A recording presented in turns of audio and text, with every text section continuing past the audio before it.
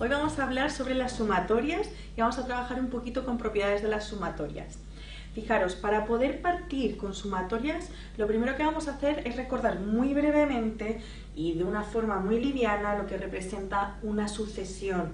Una sucesión va a ser aquella función que nos va a llevar elementos que están en los naturales a elementos que están en los reales a través de la siguiente relación. El 1 lo va a llevar a un término a sub 1, el 2 lo va a llevar a un término a sub 2, el n a un término a sub n, pero quiero que lo entendáis de la siguiente forma. En realidad vamos a considerar que estos fueran los pasos que uno va dando y aquí cuál es la expresión que resulta de aplicar en el paso 1 una fórmula que nos estén dando, en el paso 2 la misma fórmula, en el paso 3 la misma fórmula y así sucesivamente. Por ejemplo, imaginaros que en este caso tuviéramos esta sucesión a sub 1, a sub 2, a sub n y nos dijeran que en este caso la expresión a la que vamos a llegar para cada paso va a ser a sub k igual a k más 1. ¿Qué significa eso? Que si yo estoy en el paso k, yo lo que le voy a aplicar en el paso k va a ser el número del paso más 1. Me explico. Si tenemos, por ejemplo, a sub 1, usando esta expresión para esta sucesión, ¿qué haríamos? Diríamos, en el paso 1 yo tomo 1 más 1, o sea, el número del paso más 1, es decir, me da 2. En el paso 2, ¿qué valor recupero? El número del paso más 1, es decir, 3. Y así consecutivamente. Entonces, ¿qué expresión tendría? ¿Qué valores tendríamos en ese conjunto? Tendríamos el 2, el 3, el 4, así hasta n más 1 términos. ¿De acuerdo? Imaginaros, por ejemplo, una sucesión que es bastante usada y que también trabajamos mucho con ella, que es la de los números pares. Sabemos que los números pares corresponden a una sucesión. ¿Cuál es la regularidad de los números pares? Que lo que hacemos es que cada vez vamos sumando 2, pero otra forma de verlo es que efectivamente la expresión de un número par, ¿qué es? Que es un número que es múltiplo de 2, es decir, tenemos 2 por algo.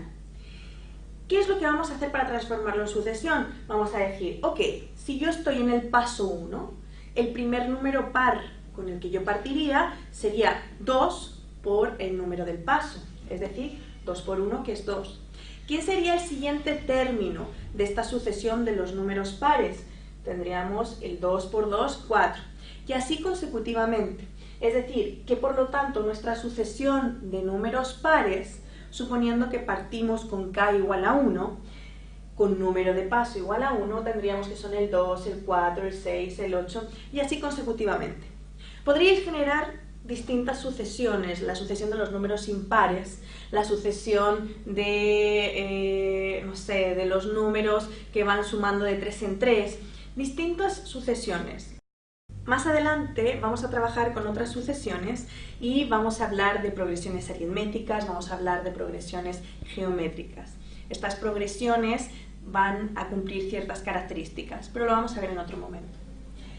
Ahora bien, quiero que entendáis bien, una vez entendido básicamente lo que representa una sucesión, quiero que entendamos qué significa la sumatoria.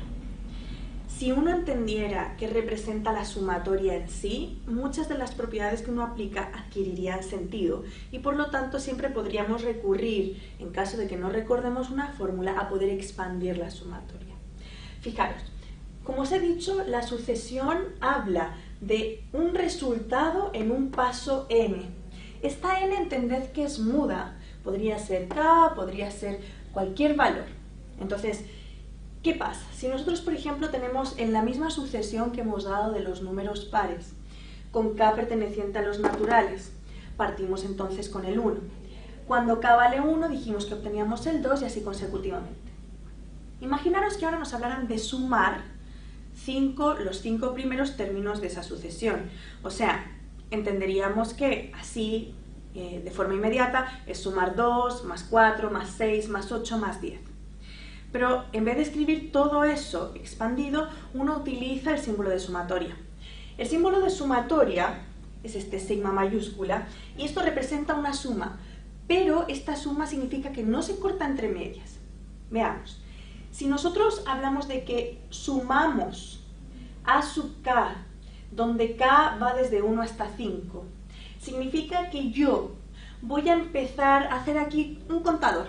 Imaginaros un contador que va pasando. Parte en el 1 y llega al 5. Y este contador pasa por el 1, pasa por el 2, pasa por el 3. Entonces, ¿qué hacemos? Cada vez que pasamos con un k, tomamos un elemento de la sucesión y lo sumamos. Entonces, si decimos, ya, mi contador parte desde 1 hasta el 5, de los a sub k, yo tengo que tomar la expresión de ese a sub k y entender que en realidad lo que estoy haciendo es que esta expresión a sub k, estoy diciendo, cuando k vale 1, tomo el a sub 1, el resultado en el paso 1, más, porque está el símbolo de sumatoria, el a sub 2 en el paso 2, sigue el contador, suma de nuevo en el paso 3, suma de nuevo en el paso 4, suma de nuevo en el paso 5. Y entonces tomamos esa expresión de la sucesión y evaluamos para cada paso el valor de la expresión. Y sale lo que habíamos dicho, la suma de los números pares desde 2 hasta 10, que nos da 30. Veamos ahora propiedades de las sumatorias rápidamente.